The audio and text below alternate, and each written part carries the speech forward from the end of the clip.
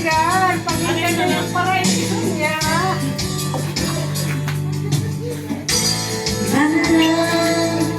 It's been a long time since I cried.